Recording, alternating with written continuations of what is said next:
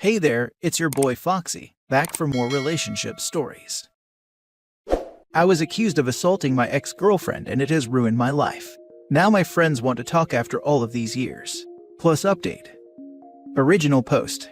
Let me just start off by saying that, no, I did not do that to my ex-girlfriend.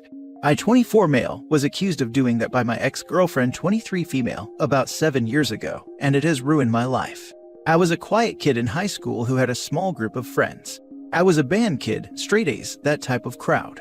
Now in my sophomore year, I met my ex, let's call her Amy, and we dated on and off over a year. Amy and I also have a small past together. Her parents worked with my parents and were best friends, and we already knew each other well.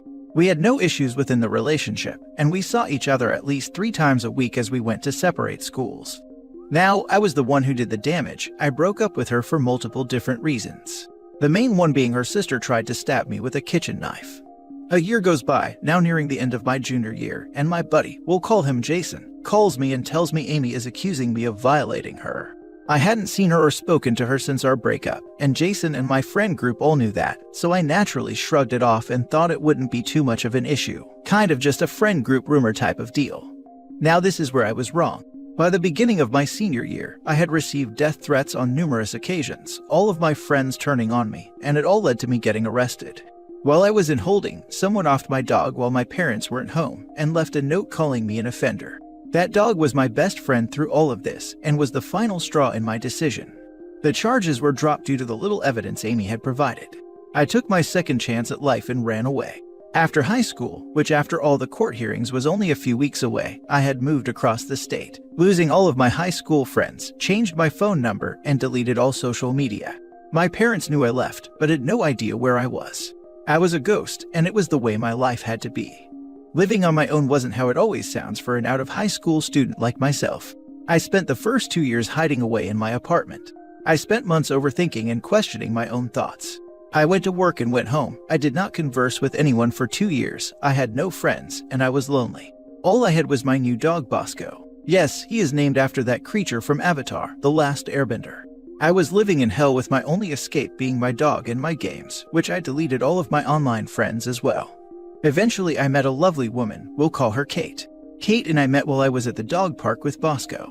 This girl has done everything for me, and I love her so much. She hasn't doubted my side since the day I told her, and has helped me start my life over, including helping me make new friends. Sorry for the rambling, but I'm nearing the end of the story. Now, last week I had made a new social media account, and added only my new friends and Kate's family. My family understands why I did not add them, as it would link me to my hometown. I received an odd message request this morning. I looked in disbelief as I saw it was from Jason, asking me where I have been and if I was okay. I did not open it, I just let it be and went about my day. Now I have 5 new friend requests from my old friend group, all of them messaging me, asking me where I was, and if I wanted to meet up and talk. I decided to message Jason back, and told him everything I've been waiting to tell him. You guys turned your backs on me, tarnished my name, and helped Amy destroy my life and my reputation back in our hometown. Do you really expect me to reply back to you after that? I went on and explained what happened, including how someone unalived my dog. I've spent years in therapy, countless hours of trial and error to socialize again, and what felt like an eternity to trust anyone. I have new friends and an awesome girlfriend, all of which contributed to my success at restoring my humanity. I've been thinking about it all day today, and I still don't know if I should give my old friends another chance. Maybe they've grown up and regretted their decisions, or maybe they just expect me to forgive them. If anyone has any opinion on this, please comment. Sorry for the rambling, I just needed a safe place to be able to share my story and my recent events. Kate already does so much for me, and I don't want to text her while she's at work about this. Thank you for reading, and any comments that follow are much appreciated. Now for the top advice before reading the update. Good for you. Personally, I wouldn't give them the opportunity to absolve their own guilt. Let it eat at them. People who pull this crap and casually ask why you left don't sound like they have a guilty conscience. No, they didn't trust your side and someone off your dog. Even if you were an offender, why kill a dog? It's never an animal's fault, so that's way over the line. I go John Wick on their butts. Point is, it takes a messed up mindset to come out on top of a situation like this. Especially when you're young. I was 16 when my suffering happened. OP did the next best thing. Yeah, I wouldn't want to get them back in my life. OP has a new life, there's no real reason to get sucked back in by the old one. To OP, just change the privacy settings so people who are not on your friends list already can't message you, no one can send you friend requests. Only you can, and things like info, posts, photos, videos, friends list on your profile are visible only for those on your friends list, and focus on your life. I hate when people falsely claim others of this crime because it's already so hard for victims to get justice. OP, I'm so sorry. She's the actual scum of the earth. And most likely did something to someone else, and now they see she was lying. Too little too late. That's probably the most likely scenario. They got suspicious that she was lying when a second or even a third ex supposedly violated her after the breakup, and now they want to wash their conscience clean. And now for the update. Jason and my other old friends told me everything that happened since I've been gone. To sum it all up, Amy is an addict and does not live in my hometown anymore. They all apologized to me, but I told them we could no longer be close.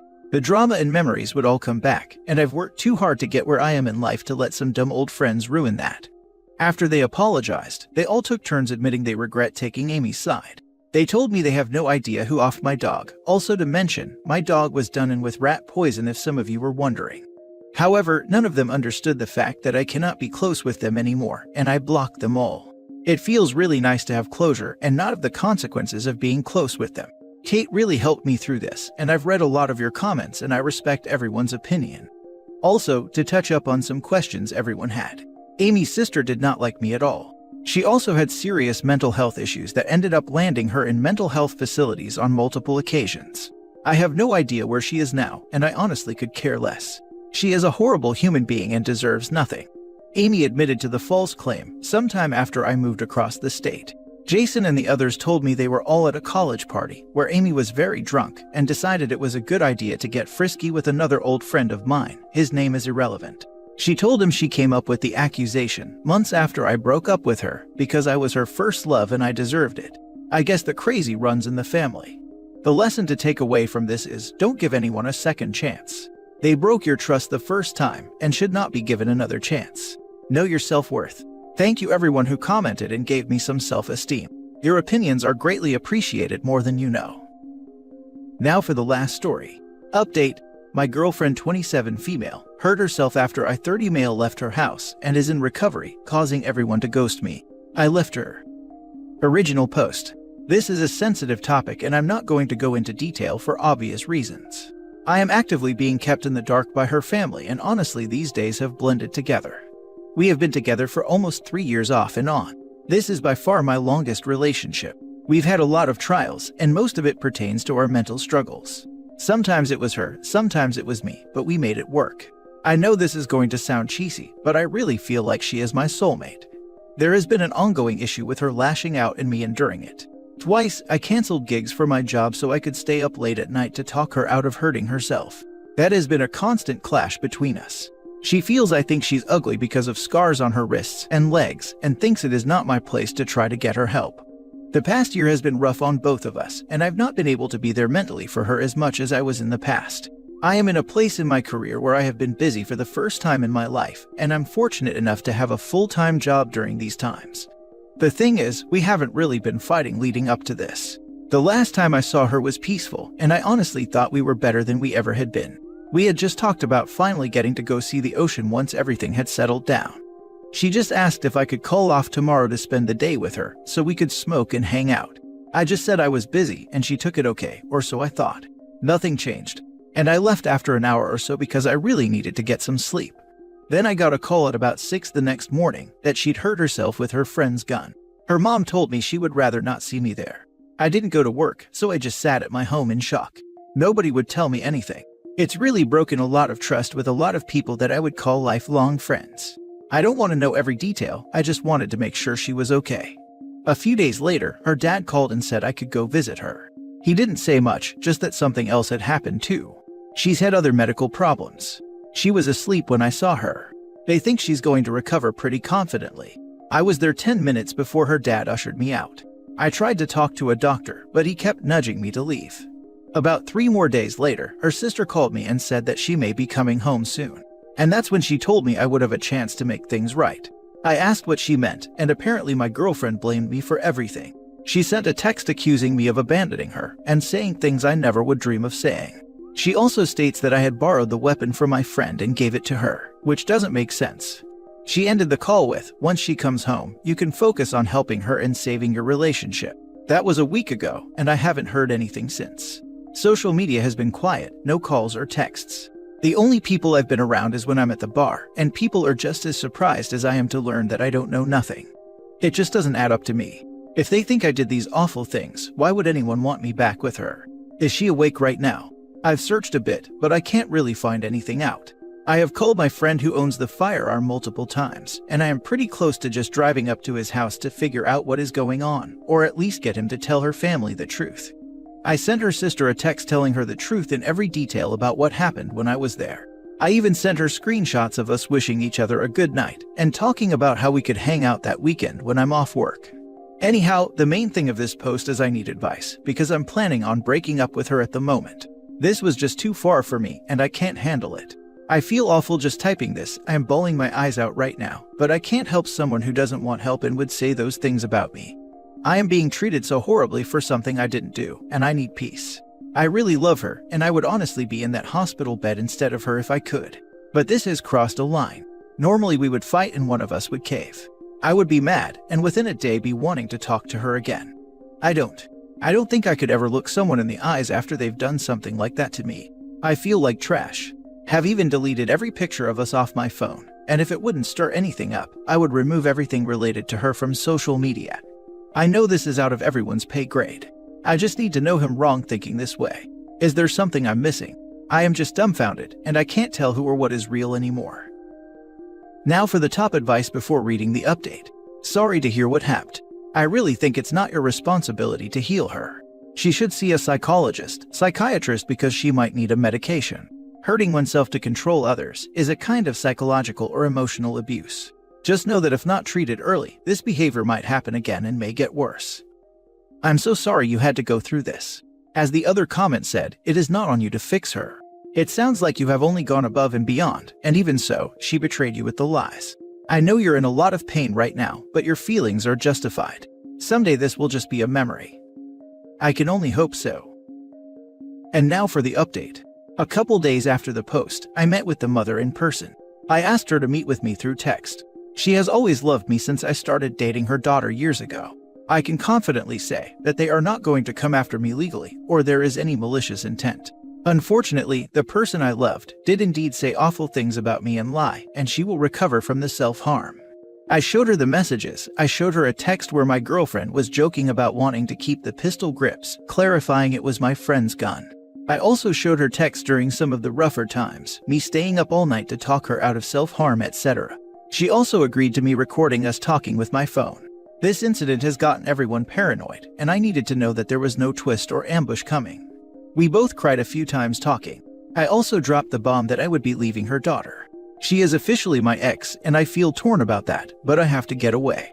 Her mom agrees that it was unfair and horrible for her to lie about me. And that feels so validating yet painful, hearing it out loud that her daughter lied. She promised to get her help and apologize to me. She even said that she would still consider me a son. I have no ill will towards her family, and I hope they have none for me. I understand they were just trying to protect their daughter. And based on her story, I was this manipulative monster who tried to rob them of her. I also want to clarify that I was unofficially barred from seeing her at the hospital. I could have gone, but I didn't want to make a grieving family's time harder, and I am thankful for the time they did let me see her. Her sister texted me and apologized as well. A day later yesterday, I met with my friend who owned the weapon. I showed up at his house after he continuously ignored me. It was basically a huge misunderstanding. He was afraid that I was angry at him for letting her borrow the gun, and I took his silence on the issue as validating her lie. We're good. I have a friend now. I have also signed up for counseling and will be going to my first online appointment Saturday. As for my job, I am taking a week leave using my vacation days, the time I was going to use to go to the beach with her, because while I did continue to work throughout all this, I need a break. As for my ex, I believe she's home. I have blocked her on everything, and I have no intention of talking to her again. Some of her eyes were very personal, and there is no other way to take what she said. It freaking hurts. I have loved this person more than I have loved anyone in this world. But this is something I have to do, completely or not at all. I have texted our mutual friends, my entire friend group, stating that I would gladly talk to any of them and set the record straight, and I've even received a couple replies showing support for me, which kinda seems hollow honestly. At the end of the day, I think I will be okay now. I do love my ex, her family has always treated me right and accepted me and when mine would not. I will always be thankful for them. I'm pretty sure my friend group will continue on without me or her, though I may end up breaking down sooner or later because of it. I feel like I've lost out on a chapter of my life. Years wasted. I feel irrationally angry sometimes. I know we didn't have the best relationship, but I didn't deserve that. It helps me to keep repeating that to myself. In some ways, I might have saved her life. I did make a point to mention to both the mother and sister that I could have posted every bit of our dirty laundry on Facebook, but I'm not going to do that unless provoked. That is not a threat. They both understood that I mean that in case my ex tries to come after me in any way. It still hurts like right now typing this, but I hope it will with time. Holy crap, what a mess.